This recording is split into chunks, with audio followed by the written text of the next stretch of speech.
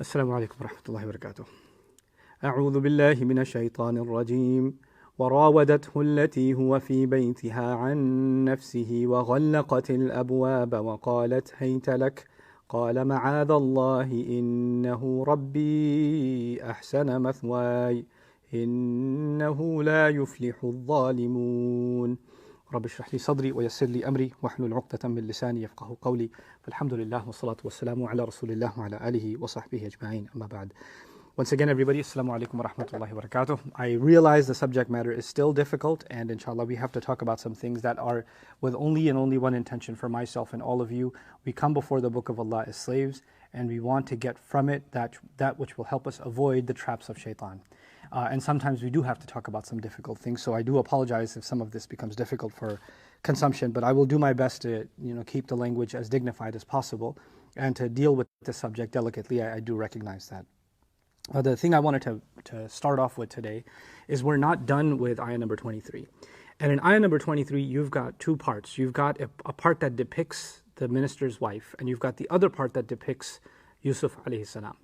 And from a social point of view, you've got basically two human beings in two different social situations. You've got a married woman who wants to do wrong, and you've got an unmarried man fighting against doing anything wrong, right? And that's important to note because this is Allah's way of teaching us this fitna, the fitna of zina, the fitna of shamelessness, the fitna of the trial of being drawn to do something wrong. It doesn't just affect the unmarried, who if they got married they'd be safe and nothing wrong would ever happen. This can affect the married or the unmarried, and it may not be them doing the wrong thing, like Yusuf alayhi salam is doing nothing wrong. It may be that you're not doing anything wrong, but you're sucked or you're being pulled into something against your will or against your intention. You intended nothing wrong, but you find yourself in a fitna situation. That can happen too. So both of those things, that marriage alone doesn't make you safe, or just having the label that you're married doesn't make you safe. And even if you are protecting yourself and doing the right thing and mindful of Allah Azza wa Jal, doesn't mean that you'll never find yourself in a testing situation like Yusuf alayhi salam did, right? So both of those lessons are important for us to recognize. The next is that Allah Azza wa Jal, I was contemplating the words used to describe this woman in this ayah. Allati huwa fi baytiha, the one in whose house she was, even though clearly she's the minister's wife. Limra'atihi, his wife said to him. But it's as if when she's acting in this way, she doesn't deserve the label wife. Like it's the house that she's in, and he's in that house, in her house. But the label of spouse or wife has been kind of taken away from her because she's not acting in spirit of that label. So she didn't even deserve that term in a sense, because she's violating it so grossly. What I wanted to do today, to start off with, is actually complete yesterday's discussion from a very different point of view. And I want to start at the very fundamentals and basics. Some of you might feel that this has nothing to do with the subject matter at hand. I actually strongly believe that it does. And it's a good opportunity for me to remind myself and all of you to remind yourselves of what it is that Allah has given us in the gift of marriage, that He's revealed. The first relationship between human beings, for our lives, the first relationship was our parents. But the first relationship that Allah created for humanity was not a parent and a child. The first relationship was spouses, Adam alayhi salam and our mother, Adam and Hawa alayhim salam. So it's actually the starting point of all of humanity. Allah decided that the way human beings will interact with each other, the foundation of it is going to be marriage. Now, marriage has three dimensions. And I'll get to that maybe a little bit later in today's discussion. But for now, what I want to talk about is the first dimension.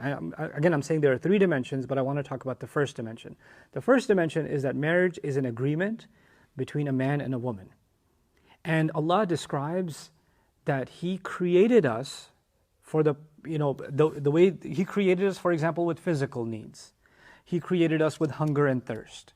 He created us with this skin that has its own needs. It needs a certain level of moisture. It needs a certain kind of temperature to survive, right? He created, body organs inside of us and, elements inside of us that need certain kinds of nutrition. So human beings are dependent on things like proteins, for example, or carbohydrates, or water. So for nutrition, we have certain needs.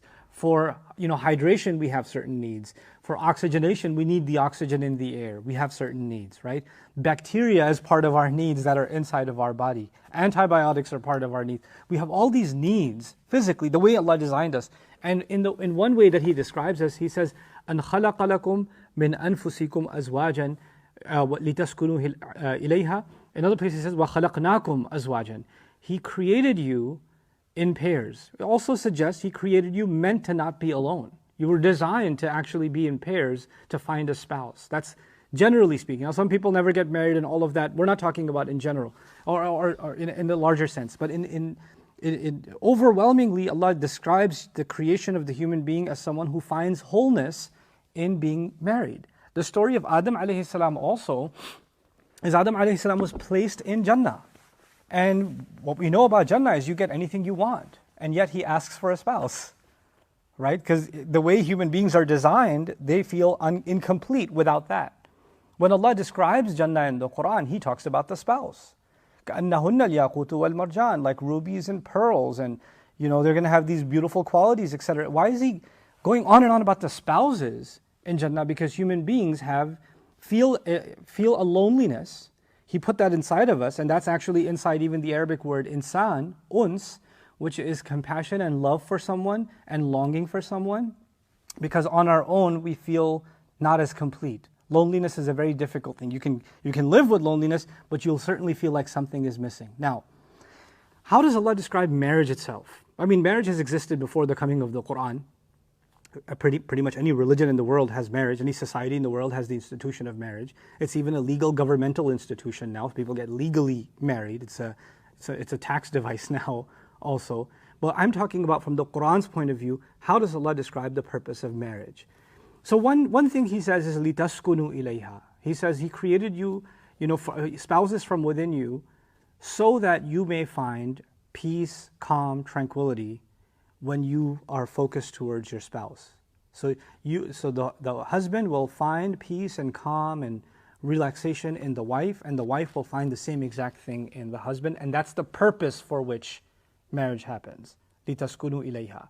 So He actually didn't mention the physical needs or the other kinds of needs first. He mentioned that actually even those needs are a means to a larger end. And the larger end is that you're at peace.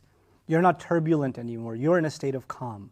And that's what a marriage brings to you, a state of calm and a state of peace. That's its purpose.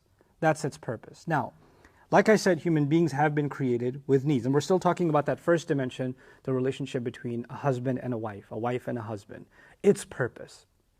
So Allah describes its purpose as, being each other's calm and being each other's peace.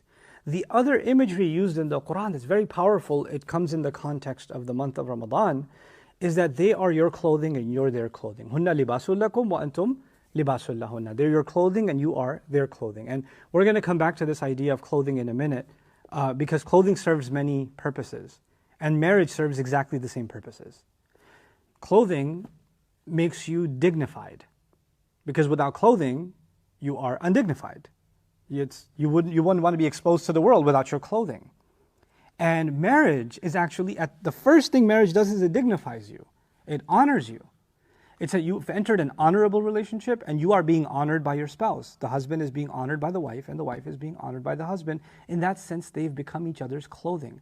They bring out the best in you. They make you look good. They make you presentable. You can face the world, which is exactly what a spouse does. A spouse gives you the strength so you can face the outside world too. You can deal with whatever comes because your clothing is going to protect you. The clothing is going to beautify you. The clothing has transparency. In other words, between the shirt and my arm, there is nothing else, so this shirt is completely exposed to my arm. The point being, the husband and wife have absolute transparency with each other. There are no secrets. There's nothing being kept by the husband from the wife or the wife from the husband. They can openly speak about whatever's going on. They're not harboring things inside. Transparency is a human, there's a human need to want to be at least open with somebody. You can totally be yourself. That's supposed to be your spouse. There are some things you can't talk to your mom about. You cannot talk to your dad about. You can't talk to your sister or brother about, but you can talk to your spouse about them. Like there's a certain level of, nobody else is clothing like they are. That's what Allah is telling us. They have a special place. Even the relationships of blood can't do this. what the relationship of the spouse is doing. So, there are, emotional needs. Just like physically, the clothing can bring comfort, right? Clothing can bring warmth in the cold. Clothing can bring you protection from the rays of the sun, for example. Clothing can protect you from strong winds, keep you from getting wet if you're wearing the right kind of jacket or whatever. The same way, the emotional needs are, a human being wants to feel the warmth of love. A human being wants to feel like they belong. A human being feels like they want to feel respected. They want to feel dignified.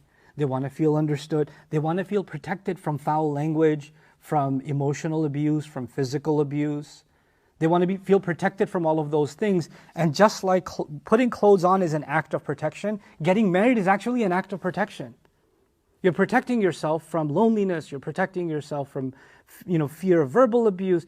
Anything that takes away peace, right? Because the whole purpose of marriage was so you can find peace in each other.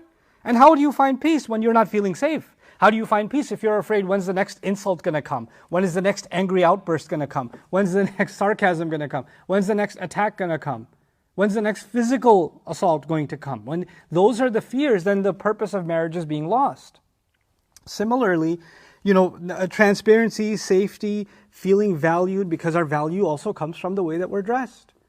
If somebody's dressed inappropriately, they're undervaluing themselves, right? So this is why choosing the right spouse, because it becomes a reflection of yourself, literally, is like choosing the right clothes because they represent you. People don't just see you, they see you and your clothes as one. They don't see them as two separate things. That's why you and your spouse become kind of one. You represent one, not two. You become one unit. So now, having said all of that, the reason I mentioned these needs first is leading to a larger point, and we're going to come, again, I told you from the beginning, what I'm hoping to share with you today, and I hope I'm able to do this coherently, is to help us understand something about this ayah and what Allah is talking about in this ayah, which right now seems unrelated. So we've got all of these needs. And all of these needs being met, what does it lead to? So that we find peace, right? We find calm. Whether they're physical needs, emotional needs, spiritual needs, there are also social needs, right? To be recognized as a family, to be acknowledged. A person has the need to not be made to feel worthless. So if a couple is married and they go to some gathering or party or something, and the husband starts making fun of the wife in front of others, or the wife starts making sarcastic comments to the husband in the presence of others, that's undignified. They're being socially put down by their own spouse. The one person they should be the safest from is their spouse, and yet this is happening. It's the opposite what marriage is supposed to do. You're supposed to be my shield, not the other way around, Or when a wife gets together with her friends, they're all talking trash about their husbands, right? You don't do that because they are your clothes, and you're their clothes. You're supposed to be their line of protection. You don't go somewhere and start making fun of your husband to their face or behind their back. It's ghiba anyway, but it's even a higher crime because you're the spouse. And the husband shouldn't be doing the same, or talking down to the wife to her face or to somebody else, calls his mother and then starts talking about how horrible his wife is or whatever else. You shouldn't be doing that because you agreed that you'll be each other's clothes. That's how Allah described you, right? So feeling like this is part of transparency, this is part of respect. There are financial needs that need to be met. الرجال قوامون على النساء بما فضل الله بعضهم على بعض وبما أنفقوا من أموالهم. Men have to spend money on their spouses. It's not a male chauvinist thing, it's a Quran thing. Allah created both men and women, and He said to men, you better spend on your wives. That's it. You're the caretakers. He put that down. So now if a man decides to not take care of financial needs, or say you can get a job too, or whatever, and he can afford to do so, and yet, I'm not talking about difficult family situations where, a husband is sick or incapable of working, or unusual circumstances and the wife has to have a job. We're not talking about that. Generally speaking, if a man is capable of providing, and he's not providing, and he's not fulfilling the needs of the household, there's a fundamental need that's not being met. That's just not being met. There are other needs too. Possessiveness is a need. When you become so intimate and so close with your spouse, then there are boundaries you draw for each other. And that's not part of control, that's actually part of mutual respect. So you don't want your wife talking to other men online or in person or whatever. That's a line you can draw. Here's what I'm comfortable with, this is what I'll allow, this is what I will not allow unless I'm in your presence. I'm not okay with it. And she can draw certain lines on him. Absolutely. And those are things that maybe they help fortify, strengthen a marriage. They help build up this marriage. All of these different kinds of needs. And there's so many other needs like communication. And these needs, I'm not asking you to make a list and take notes and like, here are the 40 needs, let's put them on the fridge. By the way, need number 7 was not met today. I don't want you to do that. Actually, what I'm saying is the vast majority of these needs are obvious and they're basic. And if one slips, they can be reminded and they can address it. Just like a spot on the clothes. Just like a tear. Hey, there's a little tear here. You don't throw the thing away, you stitch it back up. That's it. Because it's not like you got other clothes in the wardrobe. You can fix this one. It's not on fire yet. Relax. Right? So nobody's perfect. We may fall short in some of these needs sometimes. Hey, I thought really you would be more protecting of me at this occasion. Or I thought that you would have said this, but you said this instead. I found it a little bit disrespectful. Or whatever. You can have situations like that, but you can address them, patch it up, and move on. You can do that. Now, let's take the next step. Because Allah created us with all of these needs, and that just makes us human. That just makes a man and a woman human. If they find themselves in a marriage where some of these fundamental needs are not met once, twice, 3 times, a week in a row, a month in a row, a year, 2 years, they're just not being met. And I'm not just referring to physical needs. I'm referring to maybe feeling respected, maybe financial needs, maybe social needs. Maybe verbal abuse is going on and it's not stopping, because I need to feel safe from verbal abuse too. Maybe emotional abuse is going on. Maybe gaslighting is going on. Maybe you're made to feel worthless by the look she gives you or he gives you. This could be done by a man. This could be done by a woman. This is not a male-only thing or a female-only thing. It's abuse. Abuse can happen by anybody. A violation of rights can happen by anybody. Now, when that's happening, the course of action, this is now where I'm going to pause. Let's just say some of those needs are not being met. Okay? Some of those needs are not being met. You've just got into an argument with your wife or your husband about something, and then you go to work. Or then even you don't have to go to work, you go online because it's COVID-19, right? You just go online. And you got a bunch of people smiling at you. A bunch of people making friend requests that want to just chat about Islam. They want to ask you, religious questions. Or they want to discuss with you about how, mashallah, you're so good, etc., etc. Or they want to talk about something completely unrelated. You don't think they have any harmful intent at all. Rawadathu is a very slow pull. It's not like, hey, I want a friend request. I'm interested in zina. Please respond back. Nobody does that. Nobody does that. But you just had an argument with your spouse and you're upset, man or woman, and now there are plenty of other alternatives. I'm not cheating. I'm just talking to somebody about the weather. That's not zina. We were just discussing Donald Trump. They just sent a funny meme. It's nothing. It's nothing. It's just a joke. You can't even joke now? In other words, these small inch steps you're taking, you see, the thing is, there is such a thing as physical infidelity, zina. But there are emotional and social and other kinds of infidelity too. These are all small steps. This was something that your spouse deserves. That's supposed to be your best friend. In the opposite gender, that's your best friend. That's the person you talk to. That's the person you want to joke around with. If you want to discuss Islam so bad, you have a Muslim husband. You have a Muslim wife. You can discuss it with them. You don't need somebody else. You can do your own research. You don't need to talk to someone. But see, we mask that need for attention from someone else as though it was an innocent conversation or they really needed help or whatever. No. Put all that aside. There is a violation going on and you're not admitting it because you'd rather code it with more innocent wording so you don't make yourself look bad, because looking in the mirror and looking at something bad, nobody wants to do that. So we'd rather justify our behavior as something that it's not. And we're very good at that. Human beings, وَلَوْ أَلْقَى مَعَاذِيرَهُ, Quran says. Human beings have the best full view of themselves, even though وَلَوْ أَلْقَى مَعَاذِيرَهُ, even though they can present all manner of excuses. What are you doing? Nothing. What are you doing? Just the internet. What, I can't go on the internet? Is that haram too now? No, what on the internet are you doing? Nothing, just reading. What are you reading? Oh, what are you writing? And who are you writing to? What are you looking at? Just a picture, just a video, just something funny. Never mind, delete. Right? You can make it sound like, hey, somebody was surfing the internet. Astaghfirullah, they surfed the internet? Nobody's going to say that, right? Because you made it sound so innocent. But you know, and Allah knows that that's not innocent at all. So what I'm saying is, when those fundamental needs are not being met, that's when shaitan comes. That's when he comes. And that's when he says, hey, I've got some other ways you can meet these needs. It's pretty easy. Nobody has to know.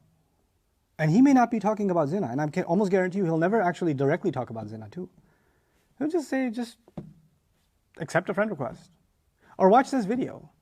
Or comment on this page. Or do this or this small little tidbits here and there. Nothing big. Just small little. And so small that if somebody questioned you, you can say that that's innocent. So it's so small that it clear. Oh, is that haram? No, it's definitely not haram. Then back off then, because I'm not doing something haram. And shaitan will say, yep, got him. Because if there's one drop like that, then another will follow, then another will follow. I often describe shaitan's tactics. Enter into the safety of surrender to Allah, entirely, Allah says, completely. Yeah? And don't follow the footsteps of shaitan. What does that mean?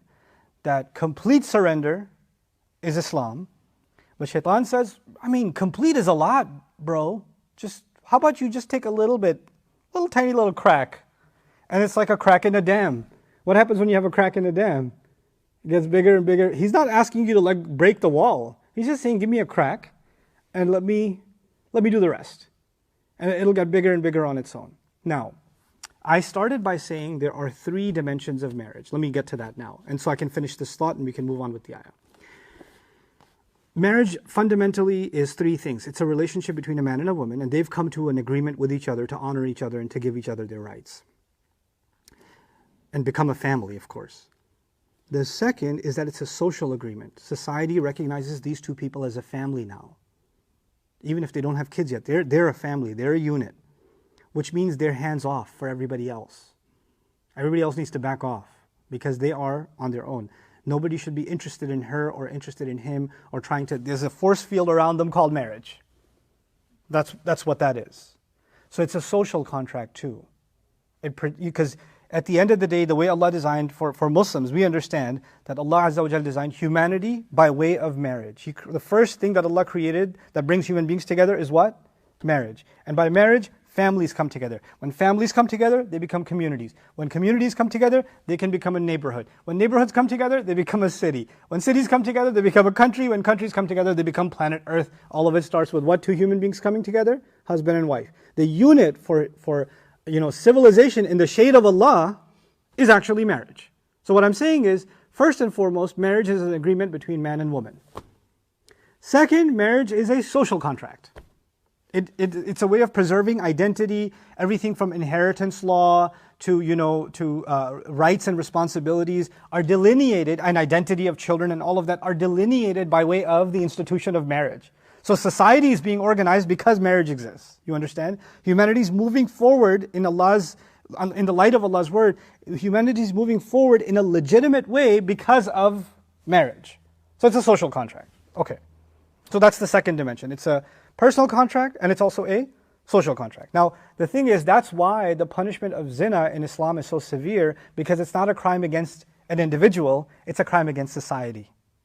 So you'll find in Islamic law, things that are punished publicly, things that are punished severely with physical punishments are pretty much every time crimes against society. Stealing is a crime against society. Murder is a crime against society. The violation of marriage is not a personal sin. If it's done in public like that and all what Allah describes, it's actually a crime against society. And society must be protected, so there should be punitive measures in place. That's actually the logic behind some of the harsher laws, what people consider harsher laws in Islam, is Allah protecting society. This is why He says even for the law of qisas, of retribution, He says, وَلَكُمْ فِي الْقِسَاسِ حَيَاتٌ. For all of you, in taking retribution for a murderer, eye for an eye, right? In doing that, there's life for you. But the law is, if they took a life, their life can be taken if the family of the victim so decides. Allah says, and if you do that, there's actually life in it for you. Why? It stops the next 100 murderers. It stops the next 1,000 murders. So society's life is being preserved. Okay. There are 3 dimensions. Husband and wife, 2 individuals came together, that's dimension number 1. It's a social dimension. It's a social contract, that's dimension number 2. But in the Quran, marriage, the 3rd dimension, is really the key why I brought all of this up. I laid all of this out for you because of the 3rd dimension. The 3rd dimension is this is a sacred bond sanctified by Allah Himself. وَأَخَذْنَا مِنْكُمْ مِيثَاقًا غَلِيظًا. They have taken from you a heavy contract, a heavy agreement. The phrase مِيثَاقًا غَلِيظًا that occurs in Surah An-Nisa, a heavy agreement, is the same phrase used in the Quran for when Allah took the covenant from prophets that they will do their job. So it's a sacred bond, sanctified by Allah Himself. It's sanctified by Allah Himself. Getting married is actually an act of worship, and the one who's blessing it and validating it is Allah. Allah Azza wa Jal is actually sanctifying that marriage. So what I'm saying is, when someone is going to violate this sacred thing, they're not just committing a crime against their husband or their wife. They're not just committing a crime against society, 2nd dimension. But above and beyond all of that, this is a crime against something sacred Allah put together. This is a crime against Allah. That's the 3rd dimension. Now, why did I bring all of this up? Let's just say I tried to give you, some people misunderstood yesterday when I was saying she may be in a marriage where some of her needs are not being met. I talked about needs today, yeah? Some of her needs are not being met, and maybe that's why she's having all kinds of crazy thoughts. And I'm not trying to empathize with her. I'm telling you, it doesn't matter what needs aren't being met. It doesn't matter how unsatisfied you feel you are and what needs you have. Legitimate. These needs are legitimate. I already explained that to you. All of these needs are legitimate. But let me tell you something from the very beginning. The coming together of this agreement for Muslims, for believers, is because we are slaves of Allah and they are slaves of Allah. Yes? And so there is, and I was telling Valerie today when we were taking a walk, remember I told you about the pillar? I'm going to repeat the pillar thing. You build a house, and in the house you have walls, you have windows, whatever. You want to redecorate the house. You can change the carpet, you can paint the rooms. Sometimes you can even move the walls, yes? Sometimes you can eliminate a window and put wall there and break some wall and put a window there. Can't you do that? You can add doors. You can do that. You can remodel a house. But there's one pillar in that house, or there's a foundation in that house. You mess with that foundation, the whole thing will come down. That's a structural beam. That's a structural pillar. That's a structural foundation. You can't touch that. Anything else you can mess with. Yes? So let me tell you, in marriage, lots of things can be negotiated. Lots of things can move around. In your life, forget marriage, in your life, lots of things can move around. One thing that you and I cannot afford to move around is, I will not disobey Allah. That's the pillar that can't move. Everything else can move. People can get angry, people can be happy. Everybody wants to set me on fire, throw me in fire like Ibrahim alayhi salam, or nobody likes me anymore. It doesn't matter. This one pillar can't move. Am I making Allah unhappy? That's the pillar that can't move. Now, if somebody a man finds himself in a marriage in which his rights aren't being met, or a woman finds herself in a marriage in which her rights aren't being met, their spouse is supposed to be their what? Their clothing, remember? And there are no secrets between you and your clothing. So the husband goes to his wife and says, listen, you're my wife. Here's where I'm falling apart. I can't even talk to you. I try to talk to you and you get really upset. I don't know, maybe you have a communication problem. Or you make me feel like I'm worthless. Or you make me feel like you're not attracted to me. Or you make me feel like you're embarrassed by my presence. Or the words you use, I feel like you're talking to a child. Or whatever. What it bothers him, he tells her. The thing that bothers him, he tries to tell her. Or flip it. There's a woman who feels like she's feeling worthless, undesirable. She's feeling like you never even want to talk to me. You never even want to spend time with me. You're not taking care of the house. You're not taking care of any of the responsibilities. You're never around, etc., etc. And she has these concerns. And she brings it to the husband. Obviously, if they're your clothes, then the first thing you want to address is it's the problem between you and them, so you want to address it with them. Your first step is to actually try to fix this yourselves. But the problem sometimes happens. And the best case scenario is, I know nobody wants to be criticized. No wife wants to hear she's not doing her job. No husband wants to hear they're not doing their job. And the moment you try to bring it up, they'll say, oh yeah? You're no Sahabi yourself. Have you seen yourself? No, you want to talk about me? Let's talk about you first. And that becomes, you know what that becomes? That becomes, I will not address what you brought to me because I'm going to make it seem like everything I do wrong is actually not wrong. It's justified because you're so messed up. So before you ever open your mouth about me, just know that you're the one that's always making the mistake. When you do that consistently, what are you teaching? I cannot bring up what hurts me because I will always assume that it's, in my spouse's perspective, I'm always the one at fault. I'm the one who deserves to be treated in this way. There's nothing that they need to fix. Everything that needs to be fixed is on my end. That's their point of view. And then you, because you're a human being and human beings are programmed to defend themselves, you develop exactly the same point of view. She always thinks it's my fault, when the truth is it's actually always her fault. And I admit my fault, but she never, it's her fault. And you develop a resentment towards each other because you're not communicating openly. What the Quran does is, if this kind of friction is building, and you're not able to fix these needs aren't going anywhere. The needs are still going to be there.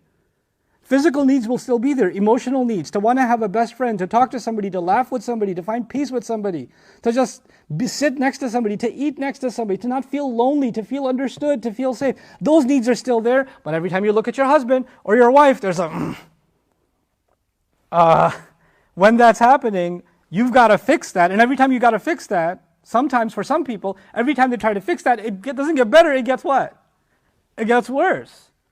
So now, what does the Quran do in that scenario? It says, well, if you really do feel that they are cracking apart, فَابْعَثُوا حَكَمًا مِنْ أَهْلِهِ وَحَكَمًا مِنْ أَهْلِهَا. Get an intervention. Maybe they can't talk to each other straight. How about you get some level-headed people from her family, somebody level-headed that can represent him, and maybe they can all sit together and have a little conversation, and maybe cooler heads can preside, and maybe they can overcome some of these things and work things out. An intervention may be a good idea. They do love each other, but they seem to be hitting a roadblock. But let me talk to you about the worst case and best case scenario. Best case scenario, Allah says, إِن يُرِيدَ إِصْلَاحًا يُوَفِّقِ اللَّهُ بَيْنَهُمَا. If they both want to make things right, then Allah will empower them to do so. Allah will actually, you weren't able to make it right, but Allah will give your heart and your mind the strength, the calm, the benefit of the doubt, the reliance, the trust. Sometimes trust goes away, sometimes, resentment goes away, sometimes a grudge that was being held for a long time goes away. Who can take it away? Allah can take away if you actually want to make things right.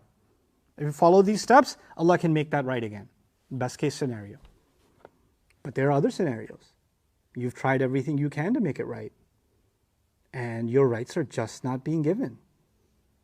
You're just still not being dignified. You're still being made to feel worthless. You're still being humiliated for even having needs. You're being put in a corner, and every time you try to speak up for your rights, it's like you get slapped across the face. How dare you speak about your rights? You're worthless. You don't get to talk about that. You should be grateful for the scraps you're getting.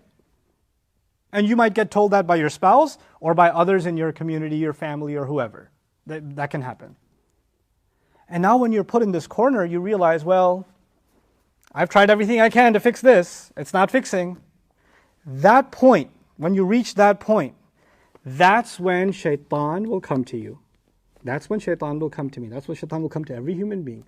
He'll come to them and say, listen, they're not going to take care of your needs. You should take care of your own. They look out for themselves. You should look out for yourself. And the right thing to do at that point, if you've tried every avenue of reconciliation, and your clothing just isn't acting like your clothing. They're not respecting the boundaries that marriage is supposed to uphold. Something simple like transparency is not being acknowledged. Who were you talking to? You don't need to know. Where did you go? That's none of your business. Why were you out so late? That wasn't late. Don't worry about it. Once that starts happening, and that becomes the norm, a husband has a right to know. A wife has a right to know. When that transparency starts going away, when phones have 6 layers of passwords and electrocution features, when you try to access them, when every time he's on his laptop, he has to turn it this way and then type, or he notices every time he walks in the room, the app exits. When that's starting to happen, and it's not being addressed, in fact, it's being only met with antagonism, then maybe it's time to leave. Maybe it's time to say, I can no longer do this because, now please pay attention to this part. Only you can answer that for yourself. If you've done everything you can to save the marriage, and your needs are not being met, Shaitan knows that your needs are not being met. So he's going to pull you and say, I know a way you can meet those needs. It's so easy. Let me tell you. It doesn't have to be zina. It doesn't. It's just, you're just talking to somebody. You're just talking. They seem to understand you like nobody else does. They get it. You have someone at work. She gets you, man. She just understands. Look at how helpful she is. Or here, there's a guy. Here's this person in college. Or here's this person in whatever. And they seem like pretty reasonable. They're so smart. Why can't my husband be smart like that? You know, you're pretty intelligent. And you don't, so this is a married person now saying, no, I'm only talking to them because I want to better my marriage. So I guess I want an outside opinion. You're justifying it in your head in some way. Now the thing is, if you catch yourself saying, I'm going down the road Shaitan wants me to go. Before I go down that road, I'm going to turn to my spouse and say, listen, I can't do this anymore because I'm a slave of Allah, you're a slave of Allah. I'm being pulled towards evil if you don't take care of my most basic needs. In the least, even if it's in the least, everybody else might think it's innocent. I know it's not innocent. I know myself, I know my Rabb. I'm being honest. I can't do it. I can't be violated in this way and not have my basic needs met because I'm being pulled. The pull of Shaitan is not going away, it's getting worse. And this is a very vulnerable thing to admit about yourself, that the devil's got a hold on you. Or the devil's actually, the thoughts in your head. Maybe you haven't, committed an act of infidelity. May Allah protect all of us. Maybe nobody's done zina. Maybe nobody's done the wrong thing. But if the thought is constantly on your mind and you're married, the resentment towards your spouse and the attractiveness towards someone else is playing in your head over and over and over again.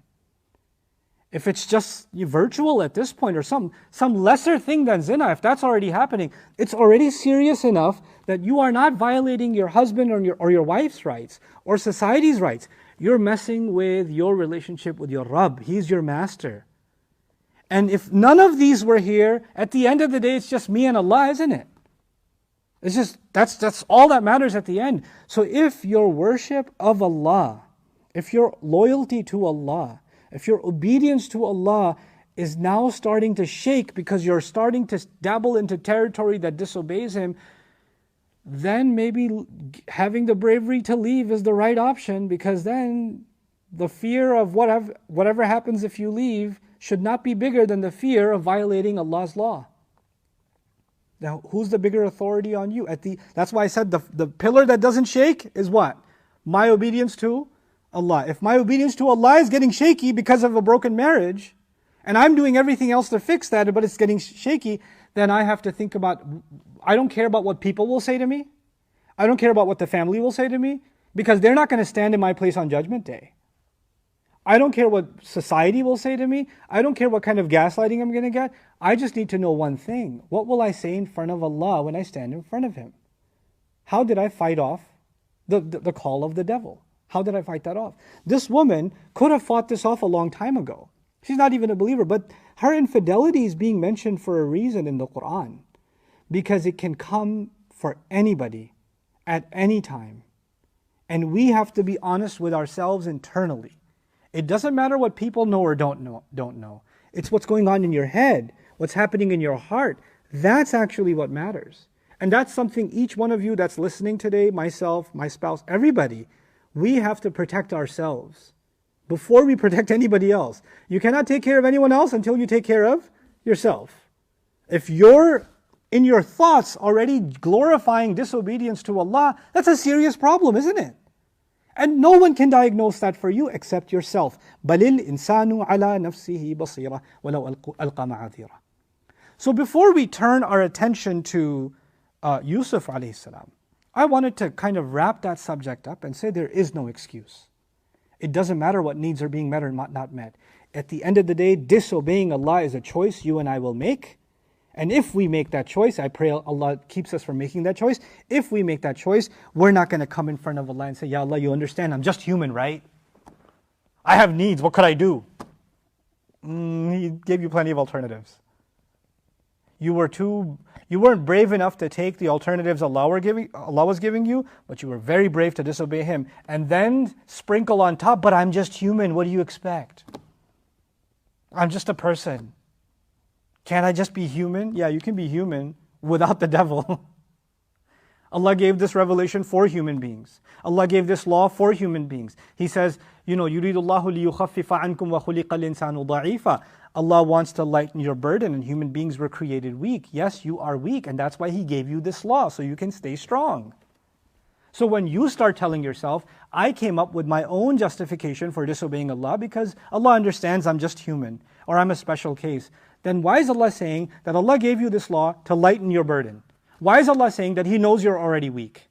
You know better than Allah? قُلْ أَتُعَلِّمُونَ اللَّهَ بِدِينِكُمْ. He asked the question, wait, are you going to teach Allah your religion? There's a question in the Quran, you know that? أَتُعَلِّمُونَ اللَّهَ بِدِينِكُمْ. You are going to teach Allah your religion? Pretty sure He's a better teacher than you and me. Pretty sure He knows what applies and doesn't apply. So you and I don't come up to say, this applies to a lot of people, but not me, I'm special. Allah and I, we got a thing. We got a special exception thing going on. Don't play that game with yourself. The devil feels like he was justified in what he did when he refused to do sajda because his feelings were hurt. Right? He could say, I was traumatized when you created Adam. It was so unfair. I felt like I wasn't even being acknowledged, and I felt so abandoned, and that's why I just, you still haven't really even acknowledged my feelings, Allah. And that's why, you want to play that game? He'd been playing that game. And the fact that you're saying these words, who does that sound like actually? Who thinks he's justified? So don't hide behind your traumatic situation. Don't hide behind your emotional stress or the difficulty, very real difficulty in your marriage. It could be difficult. It could be abusive. It could be horrible. But none of that horribleness or abusiveness or none of the dhulm in your marriage will justify disobedience to Allah. None of it. There is always a halal way out. There's always a way that you can lose a relationship, you can lose money, you can lose social status, but you can't afford to lose your tie to Allah, your loyalty to Allah. Don't let the devil tell you that your feelings were justifiable.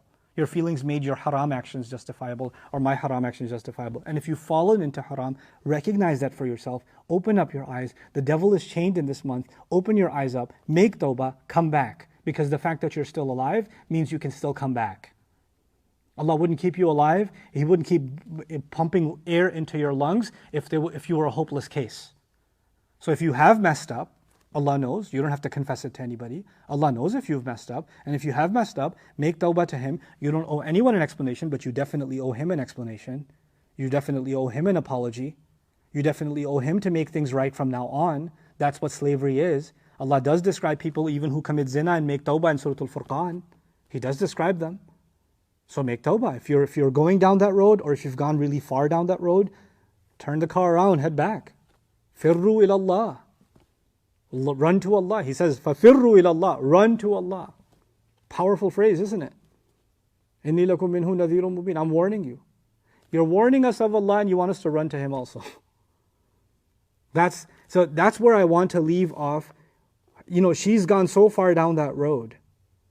And one last thing that's unrelated that came to my mind, I read a question somebody asked, well, Allah, when somebody makes tawbah, Allah forgives their sins, and this woman, eventually she felt bad for what she did, so why did Allah expose her sin in the Quran like that, right? And part of that answer will come when she does exhibit her repentance at the end, but one part of that answer I will tell you. When someone humiliates others in this life, then they deserve, according to Allah, to be humiliated in this life. That's actually a rule. The Prophet ﷺ described that rule. That when people want to expose others, when people want to hurt others and slander, and that's what she did, right? She didn't just do something wrong, she slandered Yusuf. That's coming. That's a separate subject. But because she did that, part of the justice is when you did that, it's not only important that your sin be exposed, but more importantly, his name has to be cleared. His name has to be cleared. Allah came to his defense. Now, let's wrap up by talking about Yusuf alayhi salam, and then inshallah ta'ala we'll conclude. Conclude this ayah number 23. The first thing Yusuf alayhi salam said is, Ma'adallah, I cling on to Allah. The clinging to Allah, the refuge of Allah. And what does that tell you and me? That if you find yourself in that situation, clinging on to something means somebody's trying to pull you off, and you're not letting go. That's literally being described as the devil trying to pull you, or people that are under the devil's influence trying to pull you. And these forces, these virtual forces trying to pull you, and you're just holding on to Allah. You done deleted them apps. You just got the Quran app left now. You got rid of all that stuff. You just don't want to look at it. You undid it. You got off of it. Ma'adallah. Now this is the other point of view. This is a young man who is, yes, he is a prophet, yes, he is innocent, but Allah has even described that there are even people that can reach the level of prophethood, that a child who his old father is impressed with in how Allah has chosen him, even someone of that spiritual stature, and someone who has, Allah describes he has hukm and ilm and ihsan, he does the very best in every situation, and Allah has given him firmness in decision making and knowledge. Even people like that will never actually think that on their own they can handle anything. They will recognize that they are not strong enough to stand in a storm. They are humble before Allah, and the first thing they recognize in themselves is, without Allah I can't do this, I cling on to Allah. Ma'adallah. That's the very definition of slavery to Allah, is we recognize our own powerlessness. We will make our efforts, but at the end of the day, without Allah's help, we can't do it. So I need Allah to protect me. Ma'adallah. I need to cling on to Allah. Then the question arises, how in the world was he able to fight such a temptation? I mean, after all, he's a young man. Look, you and I are fasting right now. And I'm not fasting right now, but in these days. And even though you want to obey Allah, your throat is still thirsty. Your throat is still saying, hey, can we disobey Allah right now? Your stomach is still saying, hey, blah, blah, blah, blah. Disobey Allah. Come on. Look at that kebab. Just look at it. Right? Your body still feels, your body doesn't say, well, I have to have taqwa of Allah so I won't feel hungry. Your feelings are your feelings. You're controlling them. This machine over here that Allah put here, this heart, is controlling all of these other limbs and telling them to stop. Right? But those other limbs, the throat is saying I'm thirsty, the stomach is saying I'm hungry. Same way, the desire for the opposite gender or attractiveness is something that you can't just say, I don't feel it. Just like thirst or hunger. You can't just turn it off and say, I don't feel anything. I'm not attracted. No, I have too much taqwa to be attracted. You could have your beard could be so long you trip on it. You can't get rid of your desires. You could be the most zahid, you could be the most worshipping slave of Allah. When you're hungry during a fast, you're still going to feel hungry. So he says, Ma'adallah, how was he able to stop even the thought of it? How? Allah gave us the answer in the 22nd ayah.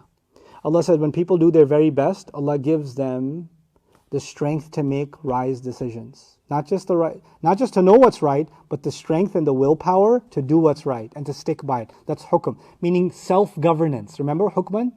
One dimension of it was self-governance. This is his self-governance at play. Allah described that quality and He showed us how He did it. So awesome. Then He says, إِنَّهُ رَبِّي أَحْسَنَ مَثْوَايَ. This is where mufassirun are of two positions about what Rabbi means. Let me tell you what this means. The fact is, إِنَّهُ is ضَمِيرُ الشَّأْنِ, so translated, the fact is, the truth of the matter is, my master, he has been good in providing me housing. He has been good in he's been excellent in taking care of my residents. He's done nothing but the best in taking care of me. My master. Some mufassirun said, when he said my master, he's talking about Allah. Other mufassirun said, when he's saying my master, he's talking about who? The minister. So, which one is it? Allahu A'lam, my opinion is that it's both, and it makes complete sense that it's both, but in a very unique way. The thing is, first he said, Ma'adallah innahu. I seek Allah's refuge. He is my master. One way of reading that is, I seek Allah's refuge, and the fact of the matter is that He is my master, meaning who's my master? Allah. But it could be, if you read innahu dhamiru sha'an, the fact is my master has been good in providing me, has provided me excellence in the way that I live. Ahsana mathwaya. I still say he's talking about Allah. For himself. But he also knows that when the lady over there that's acting all crazy, when she hears the word Rabbi, she ain't going to be thinking about Allah. Who's she going to be thinking about? Her husband. I'm going to call on the highest authority for me who's been good to me. And look at the words he says. He's been good to me in the way He's provided my residence. I am shocked at these words, guys. I'm shocked at these words. Good to you? Allah has been good to you when you were in the well? Allah has been good to you when you were taken out and slapped around and thrown in as a slave? And then resold and resold and resold? That's when Allah was good to you? Allah has been good to you that you got torn away from your family? You never get to see your dad anymore? Allah is good to you that you end up in a non-believing house, away from the one you love? No protection, no nothing? Allah is good to you that you live like a slave now? He should be saying, Allah has put me through some difficult trials. Somebody else, don't put Yusuf alayhi salam in this situation. Put some other human being in this situation. Kidnapped as a kid, child slavery, And by the way, child slavery still exists. Child slavery, an abusive circumstance. And then eventually, the best case scenario, now I'm a slave. I used to be the most beloved son of my father, and now I'm a slave. And then I turn to Allah. You know what most people would do in that situation? Yeah, God's been real good to me. Look at what God did to me. This is a God I should believe in? And yet he turns to Allah in this situation and says, I know better. Whatever Allah put me through, He got me through it. He never put me in a situation I couldn't handle. He knew that there is some good coming from it. And I have always trusted that whatever situation He put me in, He's doing the best for me. It's the worst thing from everybody else's eyes. I'm in a well. It's the most ugly thing that I don't even have my shirt on. It makes somebody else cry to look at me being treated like a farm animal inside of a fence as a slave. It would rip someone's heart out to see their child in that state. Yes or no? We have kids. Can you imagine your kid like that? Can you imagine your kid at the bottom of a well? Can you imagine your kid being abused? Can you imagine your kid being yanked and a rope around their neck and they're being pulled? Can you imagine that? Wouldn't that rip your heart out? And can you imagine him being sold as a slave and that's the best case scenario? Where's my boy going to sleep? What's he doing now? Is he suffering right now? Not knowing? Can you imagine what it would do to you and me if we saw someone we love, a child we love, in that state? And yet this child grows up to say, through all of those states, I don't care who feels pity for me or doesn't, I know one thing, Allah has been the best to me in the way that I've lived. It's so powerful. This is hukman. This is ihsan actually. You worship Allah as though you can see Him? Remember the definition? That's what you call ihsan. I don't let the outside circumstances of my life define how Allah is to me. Let me say that again. I don't let the outside circumstances of my life, my health, my physical condition, my social condition, my economic condition, I don't let any of those conditions define that Allah is doing this to me, or Allah is good to me or not good to me. Allah is always the best to me. And I don't look at these shallow metrics, these shallow measurements to score Allah's goodness to me. Allah has always been good to me. And you know what makes you say that? What makes you think that? Why would He? Okay, fine. I won't look at my slavery or my, the abusive circumstance. I won't look at any of that to determine if Allah is good to me. Then how do I know Allah is good to me? Previous ayah again. Because I do my very best before Allah in any situation, with whatever little I know, Allah keeps giving me the sense to do the right thing. Allah keeps giving me a stronger and stronger faith. Allah never lets me forget about Him. And the more He gifts me, my heart, with the remembrance of Him, the world could fall apart for all I care. I'm still okay because my Master is taking care of me. Taking care of my residence is actually first and foremost His own heart. My heart's in a good place. So it doesn't matter where I live. He's been good to me. What is she hearing? She hears him say, my master, the minister, has provided me excellent housing. Why is he not talking to... He could have said, Inna Allah Rabbi. Allah is my Rabb. He said, He is my Rabb. He is my... And he's thinking of He as who? The master. So now what's he trying to tell her? He's like, well, clearly I can't talk to you about Allah because A, you don't believe in Allah. And even if you did, you've pretty much put Allah in some other corner where that's not going to help you. Hopefully, maybe if you hear the word Rabb, maybe you'll get some fear of Allah. That's why he's already thrown in Ma'ad Allah, yeah? So he's saying it so that he's saying it for himself, but she's also hearing it, right? But clearly the Ma'ad Allah wasn't enough for her. The word God wasn't enough for her to hear and stop her in her tracks. She's still going. She's still going. So some people, reminding them of Allah does nothing. There's too much dirt over the heart for it to affect. Now he needs to use whatever second tactic he can use. And the second tactic is, okay, she has no regard for God, but I think she may have some respect for who? Her husband. Maybe if I can just remind her that you're married and he's my master. I, for one, because he's my master, wouldn't be disloyal to him. That's how you see it. How can you, who's his wife, do this? And he didn't even put her on the spot. He just said, I couldn't do that because he's my master. He's been good to me. And he's hoping what comes to her mind is, well, he can acknowledge that the minister is good to him, and yet this is how I repay the minister for the life he's given me? This is how I'm good to my husband? So he's hoping to evoke her conscience by at least whatever authority she does respect, which is the husband. So it does have two implications. For him personally, it's a reference to Allah. And for her, hopefully, it's a reference to the minister, the head of the household. إِنَّهُ رَبِّي أَحْسَنَ مَثْوَايَ. And this is a comment about the past. Up until now, I know Allah has been good to me. There's no way I will disobey Allah now. I not only seek Allah's protection from evil, ma'adh Allah. That was first. I seek Allah's protection. And I would never let go of loyalty to Allah because all of the good Allah has done for me up until now. He guided me all the way to Islam. He guided me all the way to know that He is one, He's the one to be worshipped. And after knowing that, when so much of humanity is so unfortunate, they don't even know. They don't even know who Allah is. And I'm among the fortunate who knows Allah is, and I'm going to walk away from Allah?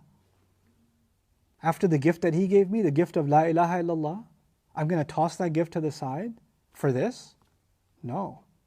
I'm way too loyal. I'm way too grateful for that La ilaha illallah to fall into this trap.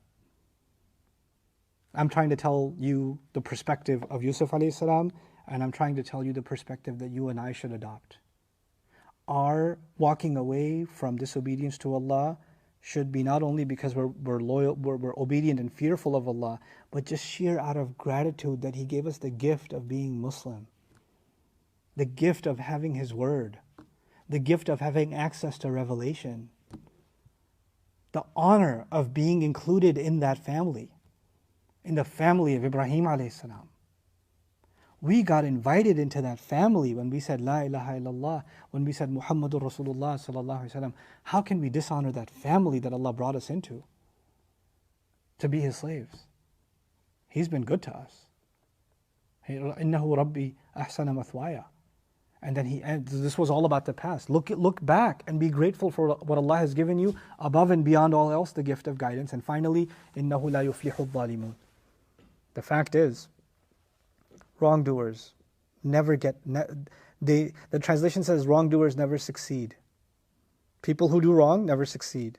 Iflah is way more than succeed. Iflah is used for farmers when they are harvesting the crop. You know what that means? Farmers are finally getting what they've been hoping for. Let me translate it that way. The fact is, wrongdoers will never get what they were hoping for. Wrongdoers will never get what they've been wanting. They're basically never going to be happy. You think this is going to make you happy? It won't. It will not. Wrongdoers never achieve that. They're never satisfied. They never have contentment. They never have calm inside of their hearts. It's the remembrance of Allah that brings calm to the heart, not wrongdoing. Wrongdoing only violates it and takes it away. He says people who do wrong can never ever succeed. And He's talking about the future now. Those who do wrong never succeed. Up until now I haven't done wrong. And here's the reason I will not do wrong. Because I want something. I want success. I am waiting for something from Allah Azza wa Jal. In this life and in the next. And I will not violate that by doing wrong. Because people who do wrong don't get what they've been wanting. What they've been hoping for. The future that they were expecting. People who get to that future that they were expecting are muflihun. So I want to be from those people. And I will not take that away from myself by simply doing wrong. You see, you've got the contrast in 22 and 23, which I leave you with. In 23, we learned that when you do your very best, even if you know very little, you don't know Arabic, you don't know Tajweed, you don't know Tafsir, you don't know how to pronounce a ayn and a kha, you don't know nothing. But you know one thing, I'm not going to cheat in a marriage, I'm not going to commit zina, I'm not going to do wrong, I'm not even going to do any emotional infidelity, I'm not going to go and have unnecessary conversations and invite the play of the devil. I'm going to do my best. And then what does Allah give you? Allah rewards you in this life. With what? Better decision making and knowledge. Allah opens those doors, yes? That's the reward. وَكَذَلِكَ نَجْزِي الْمُحْسِنِينَ. That's 22. In 23, it's the opposite. The opposite is when people do wrong, because here are the people who do their best. What's the opposite of people who do their best? People who do wrong. People who do wrong, they're never going to get what they want. They're never going to be happy. And what does that tell you by contrast? What is the ultimate success in this life? The ultimate success in this life is to have the willpower and the guidance to make the right choices. That's success. A person is successful if they're presented with choices in which there's always some flavoring of the devil, and they're able to sift that out and make a good choice every time. They're able to fight back, because the war wages on for every one of us. There's a war inside of our hearts. There's a war in our surroundings. There's a war on our devices. There's a war. And we need to be winning.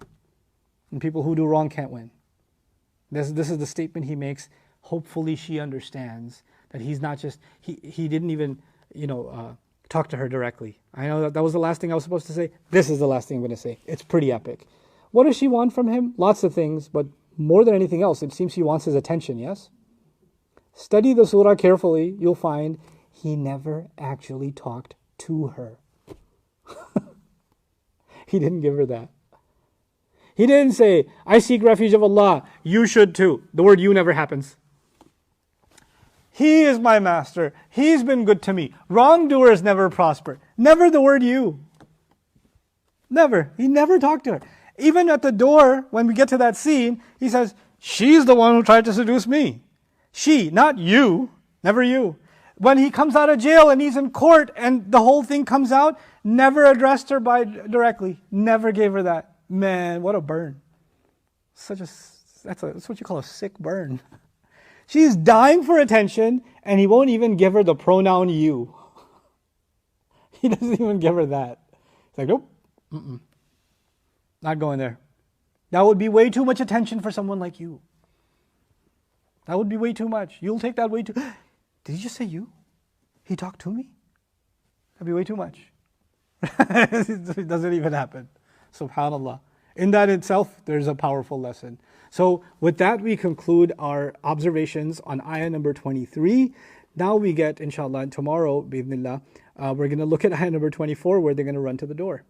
Barakallahu li wa lakum fil Qur'an al-Hakim, wa nafa'ani wa iyyakum bil ayati wa dhikr al-Hakim. Assalamu alaikum wa rahmatullahi wa barakatuh.